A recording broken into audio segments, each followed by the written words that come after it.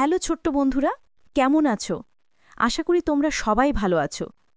আজ আমরা ঈশপের একটি খুব গুরুত্বপূর্ণ শিক্ষামূলক গল্প শুনব, যা আমাদের শেখাবে কেন ভবিষ্যতের জন্য প্রস্তুত থাকা খুব জরুরি।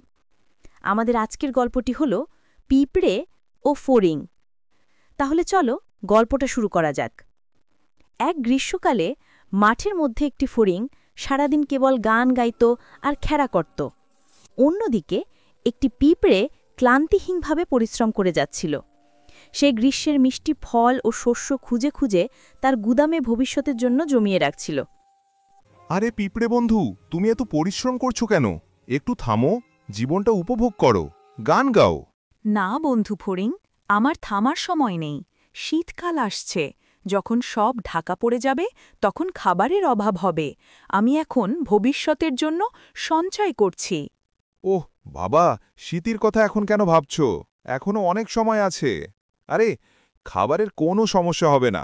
তুমি খামোখাই চিন্তা করছো। এসো আমার সাথে গান ধরো। না বন্ধু, আমি এখন অনেক ব্যস্ত। এখন আমার অনেক কাজ। তোমাকেও বলছি, সময় থাকতে প্রস্তুত হওয়া ভালো। ফড়িংটি পিঁপড়ের কথা হেসে উড়িয়ে দিল। সে আবার গান গাইতে শুরু করল, আর পিঁপড়েটি তার কাজ চালিয়ে যেতে লাগল। কিছু মাস পর শীতকাল এলো। চারদিক বরফে ঢেকে গেল। ফড়িংটির কাছে এক দানা খাবারও রইল না।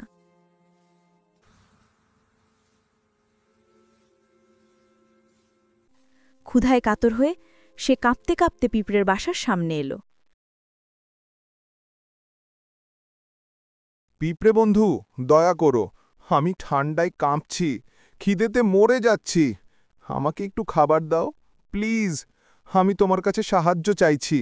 শীতকালে যখন আমি কাজ করছিলাম, তখন তুমি কি করছিলে ফড়িং? আমি আমি গান গাইছিলাম এবং খেলা করছিলাম। ঠিক আছে, গ্রীষ্মকালে তুমি গান গেয়েছ।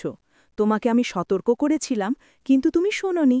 এখন যখন শীতকাল, এখন তাহলে তুমি নাচো। যারা আরামের সময় ভবিষ্যতের কথা ভাবে না, তাদের এইভাবেই কষ্ট পেতে হয়।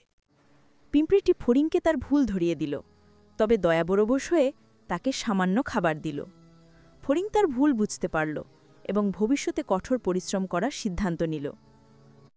এই গল্প থেকে আমরা শিখলাম, সময় থাকতে ভবিষ্যতের জন্য প্রস্তুত হওয়া উচিত।